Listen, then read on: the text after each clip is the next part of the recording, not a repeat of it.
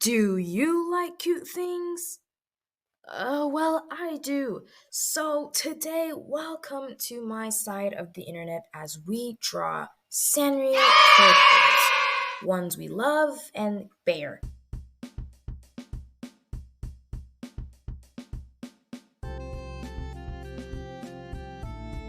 So previously, I drew a human version of Cinnamoroll in my spare time, and it became the catalyst for the video you are currently watching. Anthropomorphic Sanrio characters turn into regular humans. Now to start off, we have My Sweet Piano. Okay, so who is she? According to the wiki, she is a sheep with soft pink fur covering her low ears, a round tail, white skin, and a yellow oval nose. She is super girly, feminine, and kawaii, but she is typically, in my opinion, overshadowed by her other popular feminine Sanrio characters like Hello Kitty and My Melody. But I feel like she brings more to the table than the other feminine characters like Hello Kitty and My Melody. And yes, I understand they are fictional characters that are supposed to be cutesy little animals marketed at youth to buy and adore, but I don't care right now. I feel like My Sweet Piano is a lot more dainty and soft due to her physical appearance as a sheep. So sheep and lambs are often used in art and poetry to represent qualities of gentleness, innocence, purity, which are all traits typically expected to be very feminine. And yeah, her friends do fit into a similar mold, but I don't know, for me personally, she exemplifies a lot more of that Eurocentric feminine character as opposed to her counterparts. And what I mean by Eurocentric, I just mean like the bows and ribbons and all that girly stuff that we associate as being feminine is typically a Eurocentric view of femininity because there's so many different avenues, but there's nothing wrong with that being associated with being feminine, but like I just wanted to specify because there's so many different ones. But like, sorry for my psychoanalysis. That's how you say it. Okay. That's how you say it. All right.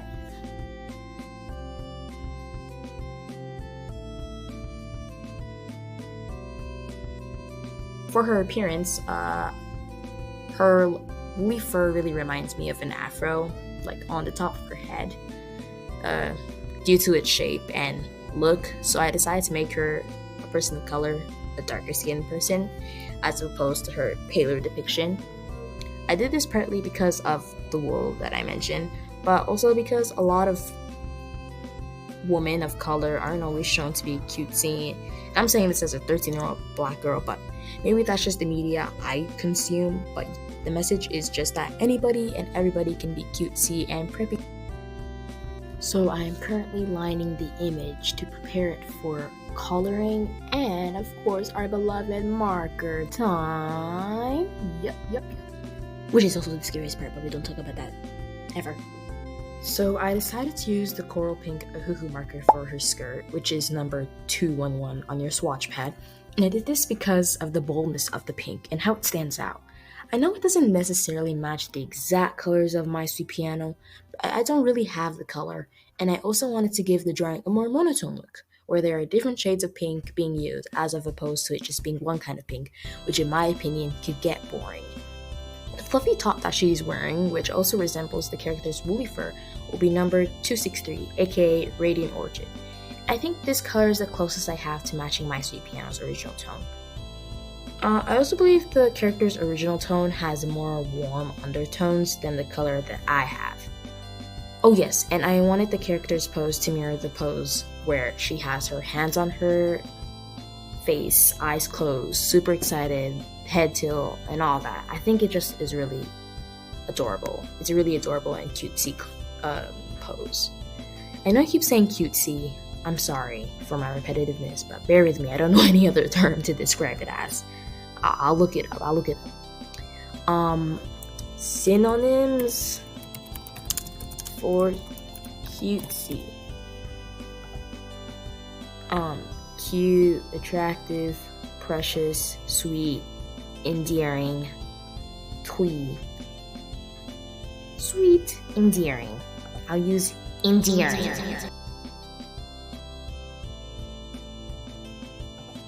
The color of her afro is number 3572 in curly pink, and I'm drawing the afro in a way that portrays it as being a bit spiky and poofy, with two distinguishable little poofs near the bottom of her hair to allude to her sheep ears.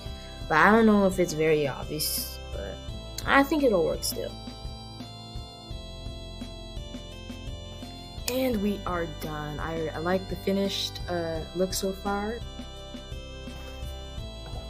Finally, we have Keroppi, our favorite little frog that lives on Donut Pond with his frog family. The specific outfit of the character I chose reminds me a lot of a referee, so that's basically the direction I decided to take for this specific drawing. I didn't read all the wiki before drawing, so I didn't see the part where it said that he was the smallest of the characters. So I ended up making him the tallest one of the three that I drew. Yeah, that's why we should always read everything. Otherwise you'll make mistakes like that. Direct contradictions. But the wiki tells us that Keroppi's family name is Hasonu, which means on lotus in Japanese. The name Keroppi is a two-layered pun. It directly translates from Japanese to English as morning glory, but Kero means ribbit as well. So, is it ribbit glory? I'm not sure. I mean, I don't speak Japanese. He loves swimming, baseball, playing with boomerangs, and singing. So it is quite fitting he's a referee, because this time he's on the sidelines helping practice baseball with his team to get better for their upcoming match. He also has a pretty big family. He's a triplet, and even has a girlfriend who goes by Caroline. Here on screen is Keroppi's family, which includes his siblings, his mother, his father, and his girlfriend. And this is where they live on Donut Pond. As you may or may not have seen, I used a red pencil crayon to outline his skin instead of the brown one I used for My Sweet Piano, primarily because of his complexion and how much lighter he is. I wanted Keroppi to be more tan because of how he is always in the water and in the sun, so it would just make more sense for him to have browner skin than, let's say, Cinnamoroll, because Cinnamoroll is always in the clouds. He's always being protected by the clouds in the sky. And I figured the red would give a warmer undertone for his skin color. It also helps that my light source is a warm glow instead of a cooler light to highlight the warmth in his appearance.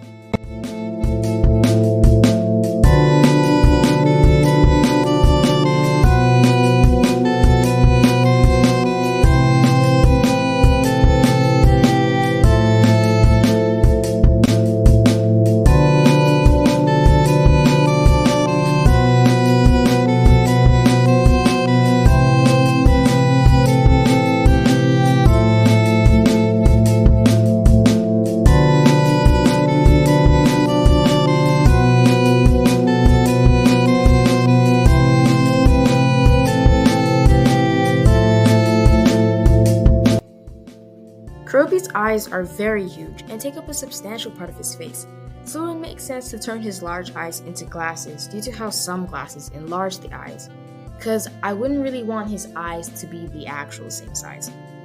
I gave him cargo pants to add more detail to the pants instead of them being normal sweatpants, but it would be more realistic for them to be wearing sweatpants due to the sport. But me personally, I think cargos look nicer. I also drew him blowing on the whistle to add more interest in the drawing, cause I didn't want him to just stand there awkwardly. I kinda want all of them to be doing something, and if they don't have a prop in their hands, they at least will have an interesting expression of some sort.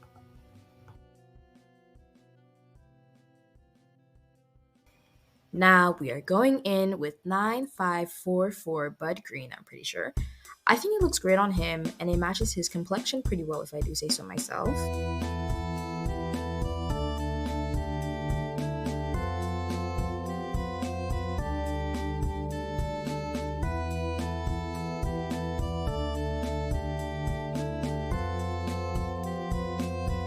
And we're actually done. Here is Cinnamoroll, My Sweet Pea. Wait, let me do a cool transition. My Sweet Piano, and finally Keroppi.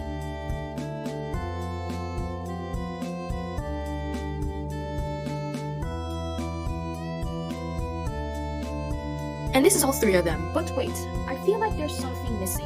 Something that needs to be included to elevate these characters. Yes, I know what it is. It is detail. They're not actually in their environments yet. We need to put them in their environments like ASAP. Like, right now after this super cool transition. Whoa.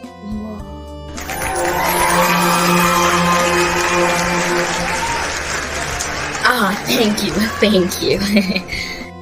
So this is the finished product of all the wonderful drawings we made today. I'm really pleased with how they look like, and I'm super happy if you have made it to the end to be even hearing my voice right now. Thank you so much for watching this video. Please like and subscribe, and comment down below new video suggestions and feedback